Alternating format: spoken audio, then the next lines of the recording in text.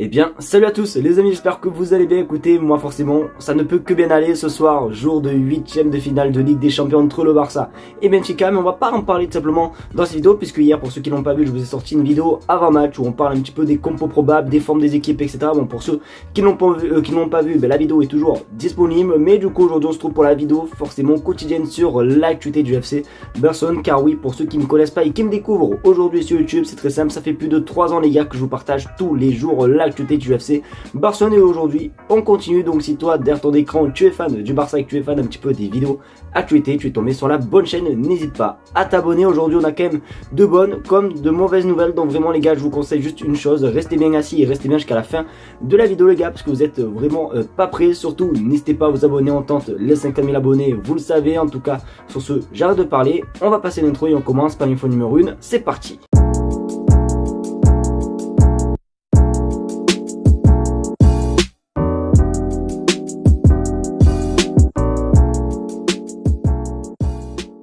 Quand je vous dis tout simplement que dans la vidéo il y a des mauvaises nouvelles, on va commencer directement. Vous le savez les amis, ça va faire plus de 2 ans les gars que le Camp Nou est en rénovation, et chaque mois ou même chaque semaine on a des photos un petit peu exclusives, un petit peu des avancées, des travaux, etc.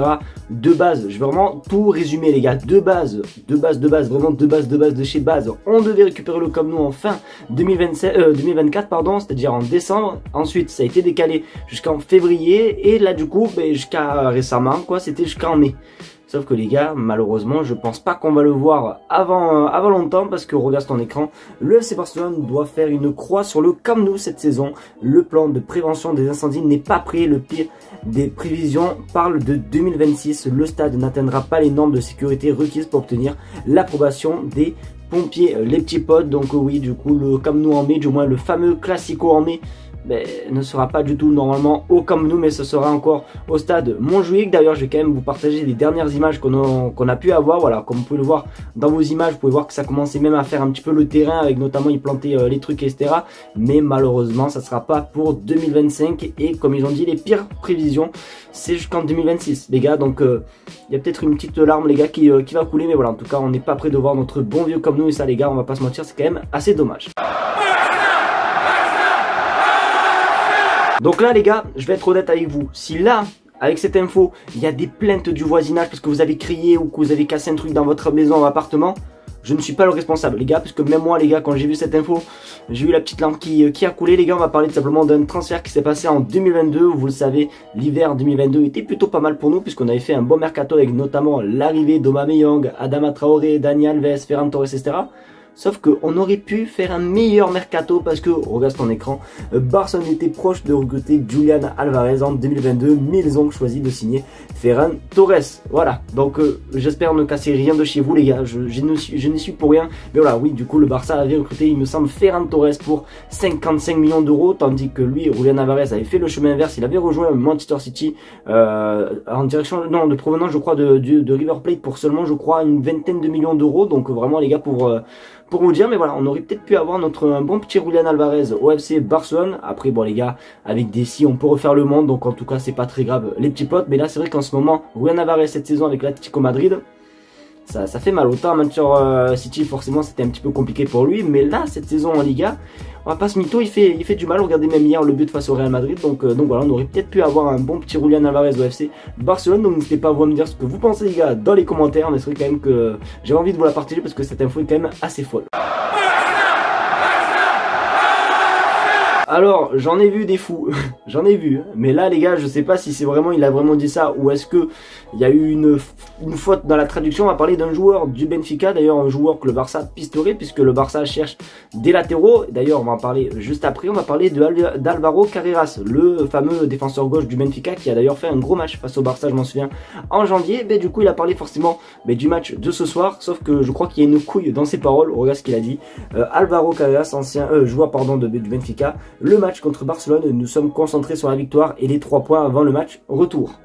Sauf que frérot, je suis désolé de t'apprendre qu'il n'y a pas de 3 points parce que c'est un match à élimination directe. Donc je sais pas du tout s'il a vraiment dit ça ou pas. Je suis pas allé vérifier à vrai dire, mais voilà, en tout cas j'ai vu cette petite phrase, j'avais envie de vous la partager. Donc voilà, d'ailleurs si vous n'avez pas vu la vidéo d'avant-match et que vous me regardez là, n'hésitez pas à me donner votre prono aussi également les gars dans les commentaires. Moi mon prono, je crois que j'ai donné 2-1 pour le Barça. Donc vous n'hésitez pas à jouer le jeu dans les commentaires. Mais voilà, en tout cas on voit les déclarations d'Alvaro Carreras qui est d'ailleurs un bon petit joueur, on va pas se mentir, ancien joueur d'ailleurs du Real Madrid et de Granada et j'en passe.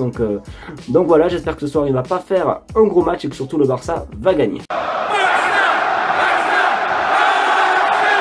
En parlant de latéral, bon, il y a quelques secondes on parlait d'Alvaro Carreras qui est forcément un latéral gauche, mais comme vous le savez la tendance en ce moment avec les infos mercato du Barça c'est, et on parle beaucoup de latéral puisque honnêtement c'est ce qu'il nous faut, il faut une doublure à Alejandro Balde ou bien même Jules Koundé. Et du coup le Barça s'est intéressé avec un jeune simplement latéral, alors c'était pas très français mais je pense que vous m'avez compris, regarde ton écran, le Barça s'intéresse au latéral droit de l'Espagnol Barcelone, Omar El Hilali. Et ben oui les amis, autant prendre des joueurs qui sont à côté de chez nous, parce que oui l'Espagnol Barcelone c'est un ennemi vraiment du Barça, mais le Barça s'est intéressé avec un de leurs latérales. Alors je n'ai rien contre ce jeune qui oui est pas mal utilisé par l'Espagnol Barcelone, il a quasiment joué tous les matchs de Liga et d'ailleurs il fait quand même de belles petites prestations. Mais moi quand je parle de latéral, c'est je veux vraiment un latéral vraiment, comment on peut dire, vraiment expérimenté. Tu vois, moi quand on me dit le Barça s'intéresse à un latéral qui peut jouer à droite ou à gauche, direct je pensais seulement à Joao Cancelo, ou bien même on peut très bien aussi parler du cas d'Alvaro Carreras qu'on a parlé il y a quelques secondes, qui lui aussi est quand même assez expérimenté puisqu'il a joué de nombreuses saisons, que ce soit à Granada, après je sais qu'il avait joué dans un autre club et tout, ou bien même il joue la Ligue des Champions actuellement avec Benfica. Voilà, c'est des joueurs, pourquoi pas, mais c'est vrai que ce jeune, je n'ai rien contre lui, j'ai peur même que ça fasse, tu vois, comme Serge Nodest. Tu vois, Serge Nodest quand on l'a recruté, pareil, vraiment rien à dire, pépite, etc. Malheureusement, vous savez ce qui s'est passé avec Serge Nodest. Donc voilà, moi j'aurais aimé avoir un joueur vraiment bien expérimenté, un gros joueur. Moi, honnêtement, si on me donne le choix, je choisirais Joao Cancelo. Donc n'hésitez pas à vous me donner votre choix les gars dans les commentaires. Mais en tout cas, ça peut être voilà, ça peut être plutôt pas mal de voir pourquoi pas un retour de Joao Cancelo. Mais voilà, en tout cas, j'ai rien contre toi, le frérot de l'Espagnol Barcelone. Les amis, c'est déjà la fin de cette vidéo, j'espère qu'en tout cas elle vous aura plu. Si c'est le cas, n'hésitez pas à me faire ça en mettant un maximum de pouces bleus, à partager la chaîne YouTube et surtout vous abonner. Comme j'ai dit dans l'intro, on tente les 50 000 abonnés les gars, donc vraiment si vous pouvez me régaler c'est avec grand plaisir. En tout cas merci à vous. Malheureusement j'ai oublié d'en parler les gars, je vais vous faire un petit post dans la chaîne YouTube. Malheureusement ce soir je ne suis pas encore là pour vous faire le match du Barça et je vous jure que je ne fais vraiment pas exprès les gars. Je vous jure que c'est pas parce que j'ai pas envie de faire des lives, c'est parce que vraiment je ne suis pas là, c'est à dire que je pourrais même pas regarder le match du Barça. Donc vraiment juste désolé les amis pour ça, vous inquiétez pas, les lives reprendront à partir de ce week-end avec une meilleure, vraiment voilà, je n'en parle pas, je n'en dis pas plus. En tout cas encore un grand désolé, merci à vous d'avoir regardé cette vidéo, je vous fais de très gros bisous et on se dit à demain pour une vidéo sur l'actualité du FC Barcelone et pour aussi un petit peu débriefer ce match.